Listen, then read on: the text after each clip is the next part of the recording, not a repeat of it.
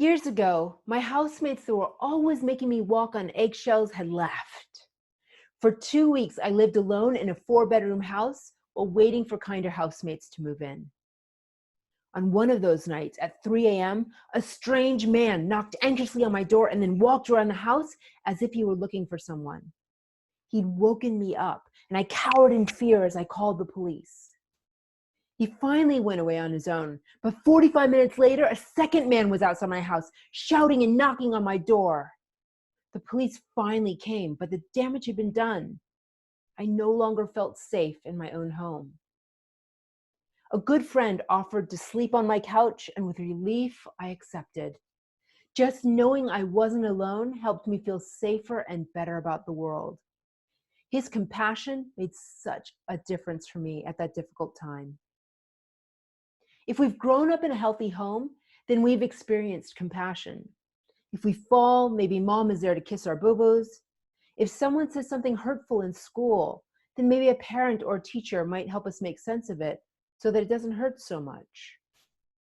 Compassion gives us the strength to keep on going and growing. So why don't we value compassion in leadership?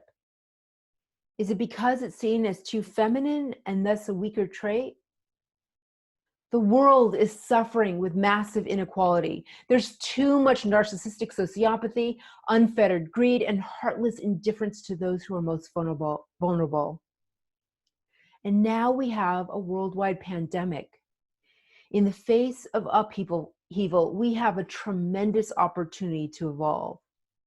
It is time to consider a more balanced approach, one that embraces both the best of masculine and feminine traits. We still favor leaders that have more masculine traits. Now, don't get me wrong, there are positive masculine traits. They include clarity, assertiveness, direction, discipline, structure, and strength. But there are more toxic versions of masculinity, and they include aggressiveness, cruelty, arrogant behavior, insensitivity, violence, a hunger for power, and domination. And it's these toxic traits that are key to our world's problems. What would happen if we embrace a more balanced leadership style?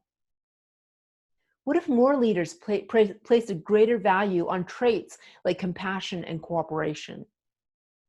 Yes, these are more feminine traits. Am I saying that females or feminine people should take over? No, we need balance. Like the yin and yang duality in Chinese philosophy, one is not complete without the other. The Baha'i philosophy uses the analogy of a bird with a masculine and feminine wing. And if only one is present, dominant, the bird flies in circles or can't fly at all. But when it's balanced, the bird can soar freely, unfettered by inequality. In the yogic tradition, the idea of Shakti embraces the best of masculine and feminine into one. We each, regardless of our gender, are capable of Shakti. But right now, if you look at the ratio of masculine to feminine qualities in our politics and our boardrooms, one with a strong masculine wing and the other with a tiny feminine wing, there are a lot of communities and businesses flying in circles. It is time for more compassion in leadership. Why? We were born with the need for compassion. This was nicely demonstrated by Harlow's famous monkey experiments. At that time, parents were taught not to coddle their children, no soothing them when they cried, nor should they be picked up, kissed, or hugged. The predominant thought was that babies were only attached to their mothers because they fed them. To demonstrate the importance of touch, Harlow took baby monkeys and separated them from their mothers. The isolated monkeys were clearly socially deficient. They cowered in fear and were reclusive.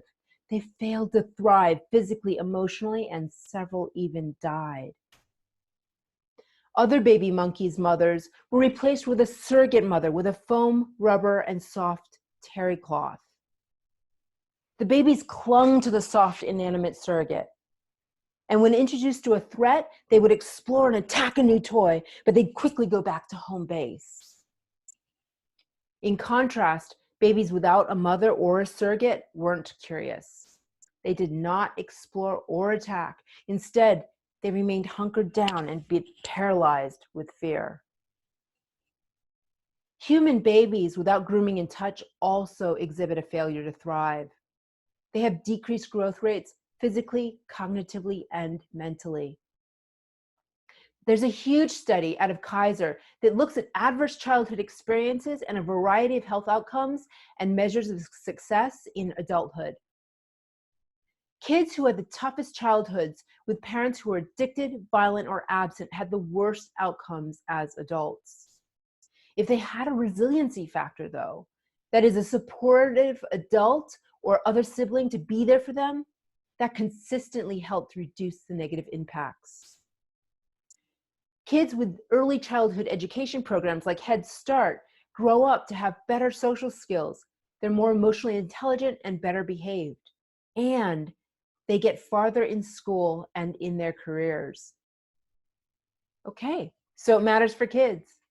But what about the time we become adults? Do we still really need compassion?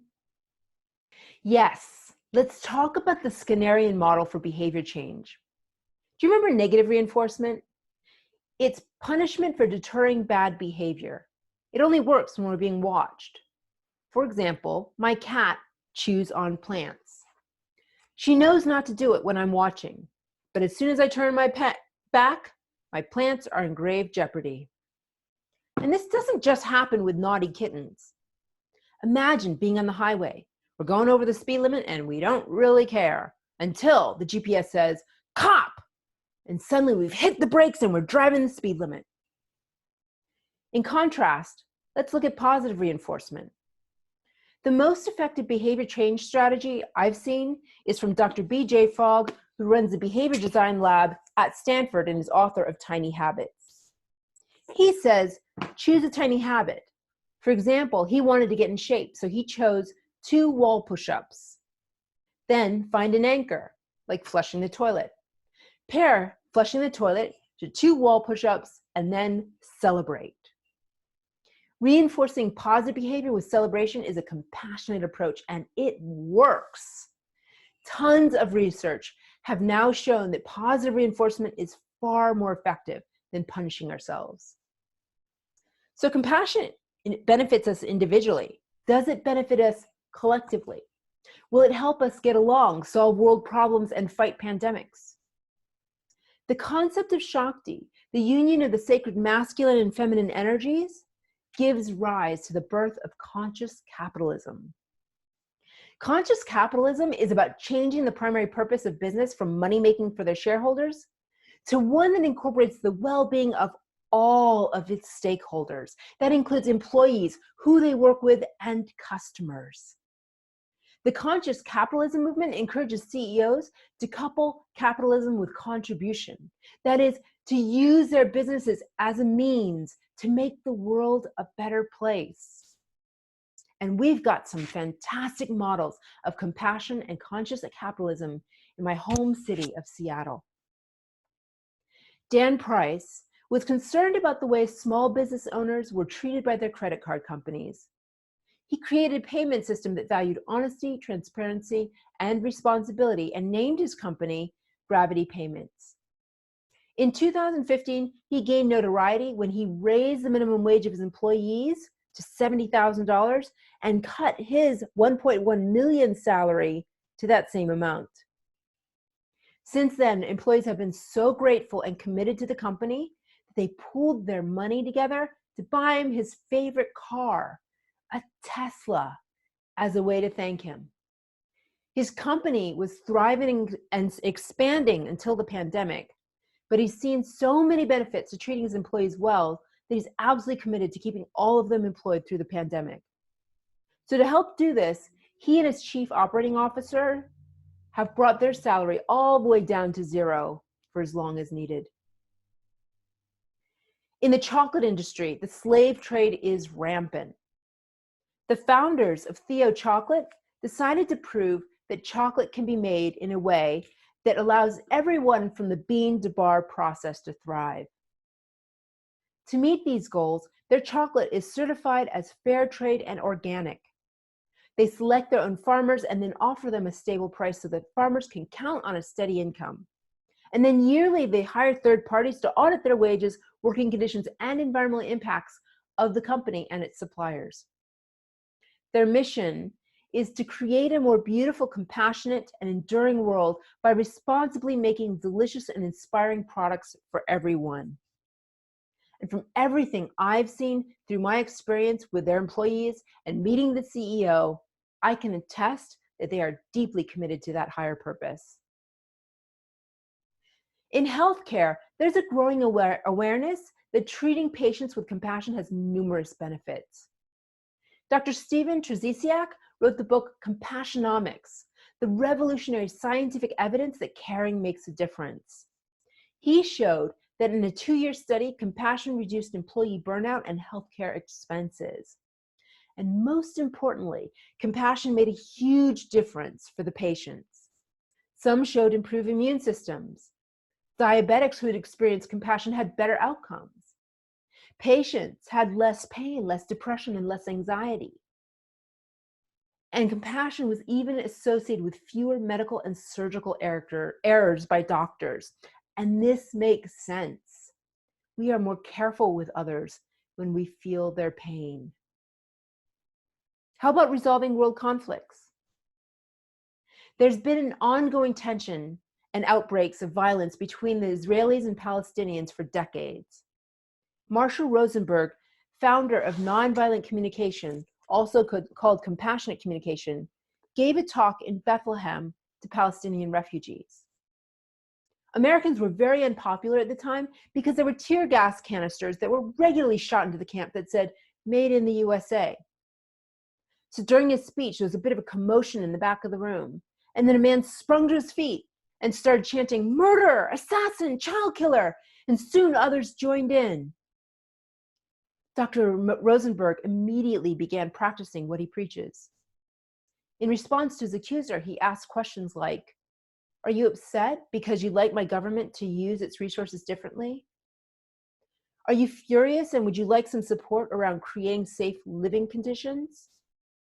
Are you angry because you need your children to feel safe?" This went on for 20 minutes of the man expressing his pain and anger, and Dr. Rosenberg reflecting this man's feelings and needs. And after feeling heard, the man in the back of the room was able to hear why Dr. Rosenberg was there in the first place. And that same man who had earlier accused him of being a murderer invited him that night to his home for Ramadan dinner. Let's take a look at countries with Shakti leadership and see how they're doing with the pandemic. Like mothers clutching their babies to protect them against an invading tribe, Germany, New Zealand, Taiwan, and Norway took aggressive measures to address the disease swiftly. They all use standard procedures advised by epidemiologists to do widespread testing, contact tracing, and quarantines for infected individuals. They're transparent with their people and they educate them appropriately. Their case fatality rates are much lower than expected. All of these countries' leaders are women that embody a Shakti leadership style. Taiwan has a single-payer universal healthcare system with an 80% approval rating. They also make sure that everyone in quarantine has the food and support they need to stay put. Germany has corona taxis that check on the infected and bring them into the hospital when they start to show any signs that they could be heading down towards a more serious decline. Their hospitals are so well equipped, they're treating patients from neighboring countries. The New Zealand Prime Minister often does Facebook Lives as she's caring for her young toddler from home, showing her fellow citizens that she's sharing their challenges. She's also known for regularly reminding her citizens that this is the time to be kind, to be strong, and to unite. And the Prime Minister of Norway held a conference just for children, no adults allowed. She responded to their questions and she told them it was okay to be scared and that she too missed being able to hug her friends. She told them that everything would return to normal soon enough. Several articles praise women leaders across the world for their exemplary response to the pandemic. As stated in an article from The Guardian, plenty of countries with male leadership have also done well, but few with female leadership have done badly. I hope I've convinced you of the importance of compassion in leadership. We talked about how as young children we need compassion to thrive, but regardless of our age, compassion helps motivate us and empowers us to be our best. It leads us to better health outcomes and confers more mental health. It unites people on both sides of a conflict and engenders trust. It helps us feel better about ourselves and our community.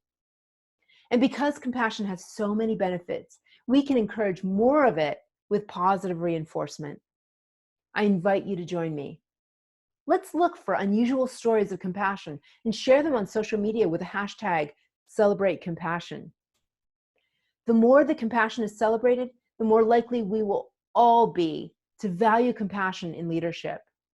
And I believe this will help us make better choices, both in the boardrooms and in the voting booths.